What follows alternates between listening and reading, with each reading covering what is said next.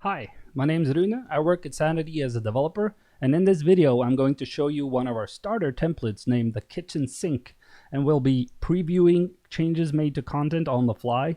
We'll be doing some image magic. We'll be embedding custom objects in rich text. We're going to do page building, create a landing page, and we're going to change the color of things. And at the end, I'm going to make a document magically appear in the studio. I'm going to start by creating a project from this template, and if you want to play along, you should be on this web page right here, and there should be a link somewhere around this video. So first of all, I'm logged into Sanity. I'm picking a title. I'm also connected to GitHub because this is going to create a Git repository for my code, which holds the studio and a web front end, in this case a Gatsby React application. And finally, we're going to connect to Netlify, so we have a place to host our deployed studio and the web front end, although in this video I'm going to be on local host. So go ahead and create this project, and then up at the top here we can do one or two things to get started. We need to add a read token to the Gatsby front end, so it'll be able to live preview the changes that we're doing. So the Git repository is already made. We can then go ahead and clone that.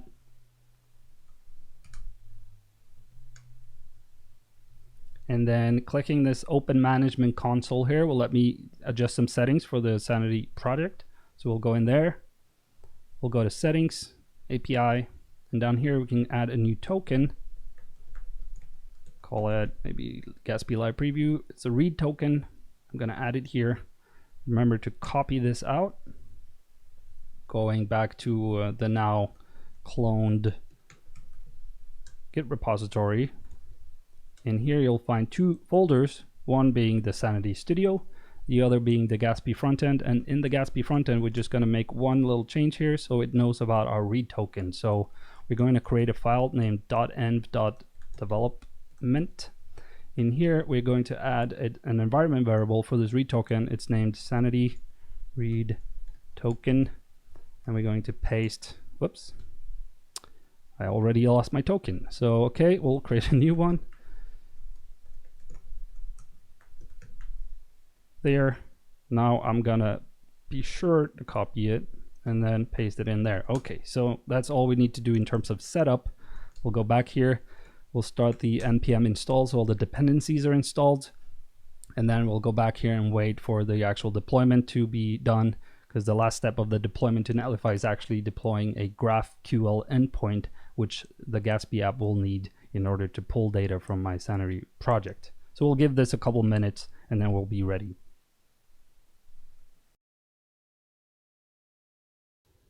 Okay, so everything is set up now. This way I know that my GraphQL endpoint is also deployed, and that should be everything we need in order to start this demo. So going back to the terminal, we see that npm install has completed. Now all we need to do is type run npm run dev. This will then kick off the Sanity Studio in development mode, and also the Gatsby web frontend in development mode, all reading from the same Sanity project in the Sanity cloud remotely. So this is now on the way up. It's compiling. We could start here by opening up localhost 3333. This should be the studio. And then also localhost 8000 should be the Gatsby web frontend. And here it is. Okay, can go ahead and close these. First, I got to log into my new project. This is my user. And here we are in the kitchen sink demo. By the way, we named this project the kitchen sink because it's intended to hold a lot of different examples of things going forward. So if what you're seeing on your screen, if you're playing along, doesn't match this video, there probably is a newer video somewhere available and you should look for it. Okay, so let's look at the things that are set up in this project. There's a blog. We have customized the structure of this desk tool here, so we're nesting some content models under blog. We also have a filtering of all blog posts that are actually published here. And if we hit upon one of them, this is how you would edit one of those blog posts. So another extension you'll find right away here is the web preview. So actually we should just open up an editor here so you can see how this is all defined. That is the wrong folder.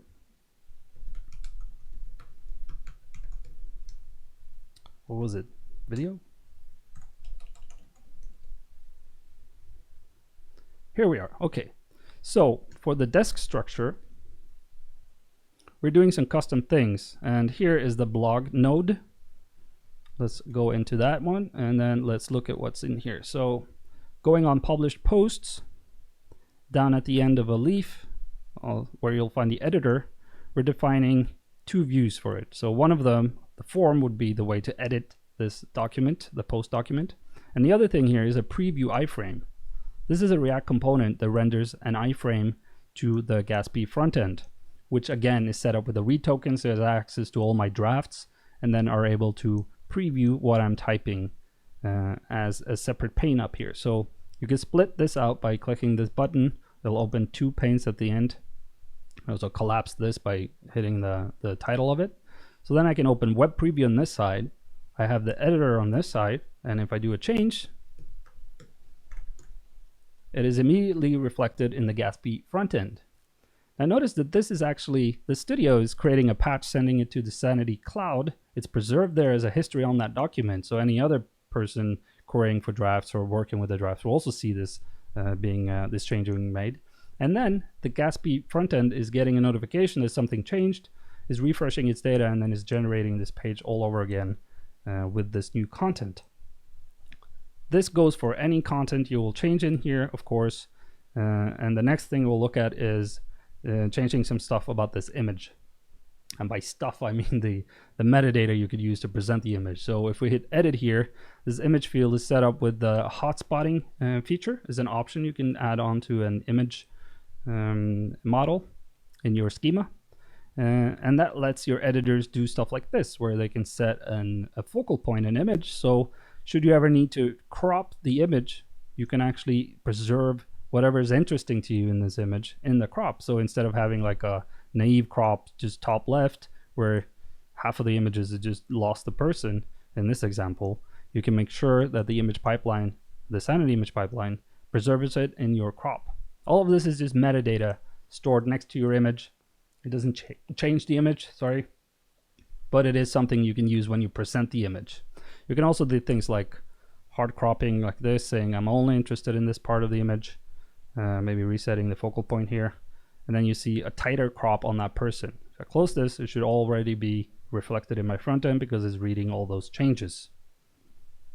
Now down here we have the body of the blog post, and for this demo or this project we wanted to be able to embed custom things like Instagram posts and YouTube videos, Vimeo videos, etc. So what we've done here, if we jump over to code again, we could take a look at the post, and we see the way that the post defines its rich text, the body here, is through a custom object called body portable text. This is a way of just specifying one way of editing rich text that you can then reuse in all your documents. So this is one way of looking at rich text, the body portable text. There's its chosen name by us. Defined as any other rich text in Sanity, an array of nodes. So the block node is the standard text node. This is all the paragraphs and all the textual information in the rich text. And then you could tell Sanity to also include other things in rich text. And in this case, I'll show you the Instagram object here. It's defined in a file called the embeds. And here is the definition of it. It is an object. It's named Instagram and it's holding one URL. And so the editors can put in an Instagram URL in here, stored structurally with the rich text. Later you can translate that into an embed, an object tag in HTML, or something completely different if you have a native app of some kind and want to use the Instagram SDK, if they even have one, I'm not sure. You get the point. So you're flexible in how you present it later. For the editor though, it would be nice to just embed it here as a React component so they can actually see the image they're working with. So let's head on over to Instagram and find a post. Just copy this link address, and then up here, since I told Sanity Studio for this kind of rich text I want to embed Instagram posts or allow the editors to embed one, I hit this. This is now including the object named Instagram on there for the URL. I paste in the URL, and then it's previewing it using this preview component that I defined down here. So in the raw data of it, it is simply a JSON object with the name Instagram that has a URL property but when Sanity needs to preview it, it's using this React component. And if you look at it, simply using an open source component I found on GitHub to easily embed Instagram posts. You see here, I'm just taking the URL and passing it along to that component. And that's what the studio uses here. So you can see how you can extend the studio with React to fit any kind of presentation that you're interested in. And also I'm reusing that same component on the web page, of course. So this is how it actually ends up on my web page. Going one step up further from the blog post though, it'd be also nice to do some page building and managing what my website looks like. And if I go here to front page, different way of customizing the structure, the desk structure, is to be able to have what we call singleton documents right on the root here. So if I click front page, this is actually an instance of a content model named page in my dataset, but it is landing directly on that instance representing the front page. Also web preview here, so you can see the actual front page of the website. And actually, if I just open up another window here, so we can keep it side by side, you'll see an example of doing page building here. So I added some attributes for defining all the content on the page, of course, but also a reference to a menu. So there's a different document representing navigation menus, and all pages can refer to them. So you can go and edit this menu at one point, and all the menus on all the pages that use it will be updated, and it's up here. So if I break this link, this page no longer has a navigation menu. I can go here and associate it again. There's that menu. For the rest of the page, it's broken down into modules. So at the top here, you can think of this as a hero module, a hero. It's got a call to action. It's got a label, a title, some text and illustration. So for the page model, it's defined like this. So there's the title that we didn't really touch upon, navigation menu that you can associate, and then this array of these different kinds of objects that I've defined. I named it content array. This is that array. So these things that I allow in this array are then selectable from the add action here, so I can add more of them. And then in my front end, in the Gatsby React app, I'm reading this content array for all the pages that I'm rendering, and then in order rendering all the modules that correspond, or the React components that correspond with this kind of object. So if you look at the hero, again, a custom object, just like the Instagram object, only this one has more fields. I'm giving the editors the ability here to edit label, heading, tagline, I named it. It's just some rich text. Different rich text model than the previous one, because I didn't want to embed all those same things in this model. And then illustration, which is basically just an image with some extra fields on it. So if I click hero here, and I make this a little smaller, then we can also do live editing of this page. So welcome becomes hello. You can see it up here. In a hero, you usually pitch things. So here's your pitch. And then maybe we go down to the call to action here, and we make it into a link instead of a button.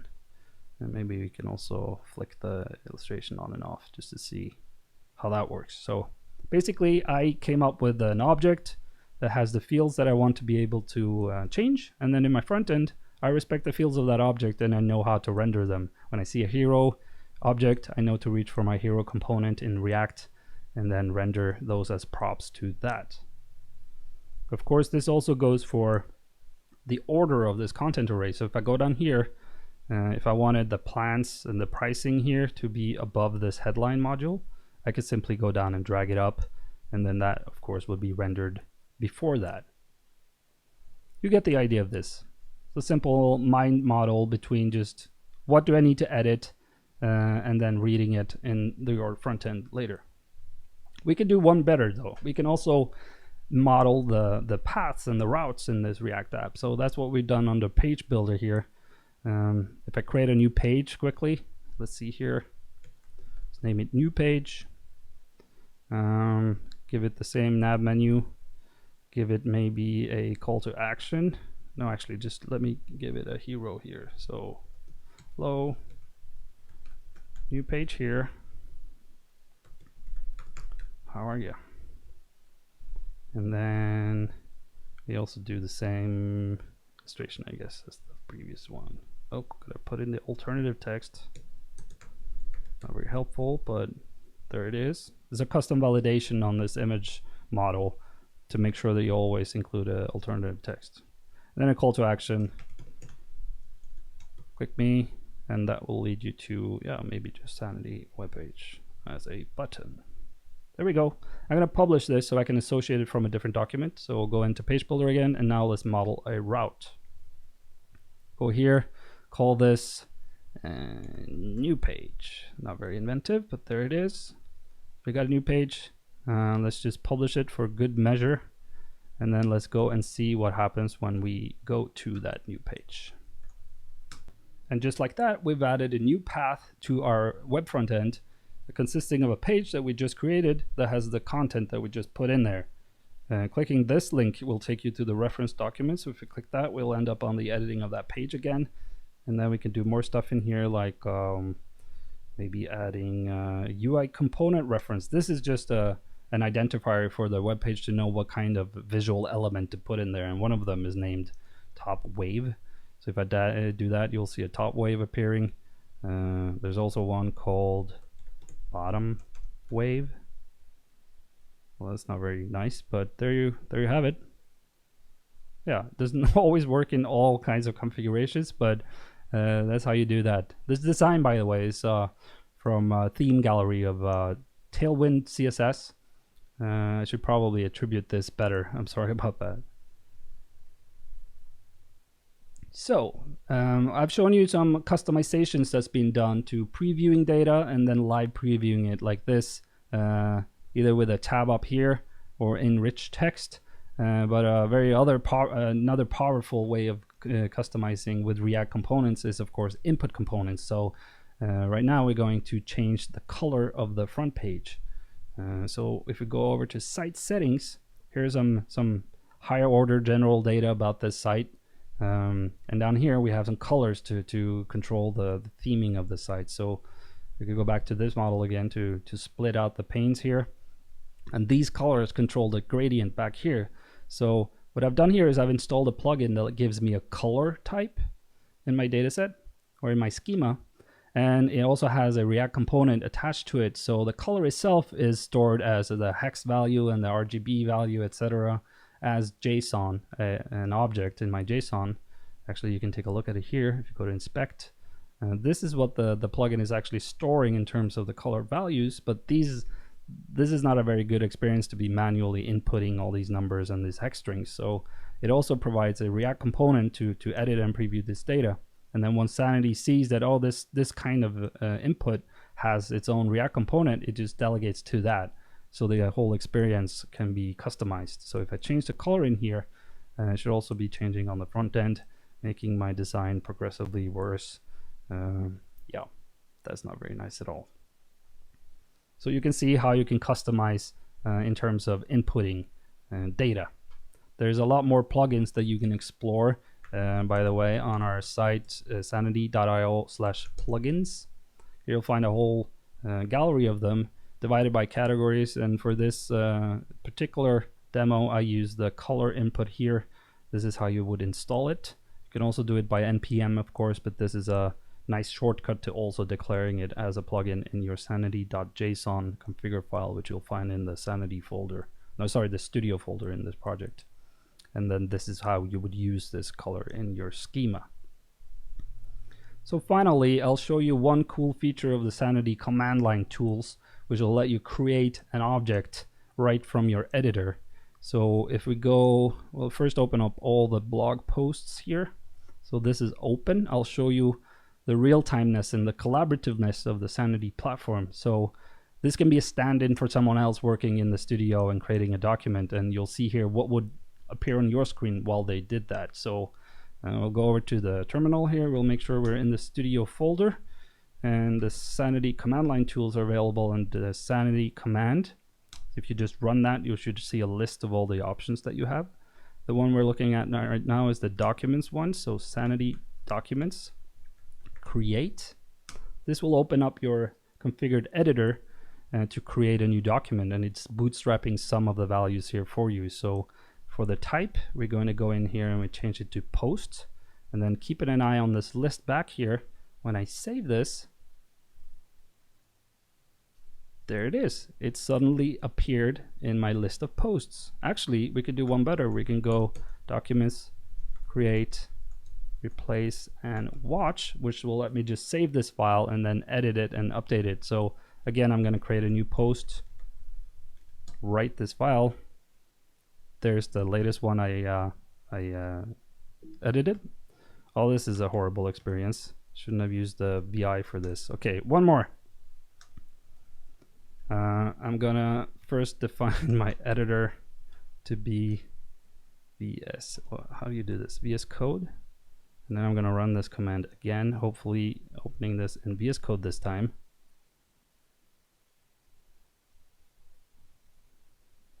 No? Oh, you know what? I think it's just code. Here we go. Okay, so now I have that same functionality, just in a better editor. I'm gonna create a new document again of type post. So over here, post. You should see a third post popping up here, and then maybe also take it one further and give it a title of hello from the command line. I save this. That should then sync it back to the Sanity cloud, and here you see it popping up in my studio, just as your edits would appear to anyone else in your same project.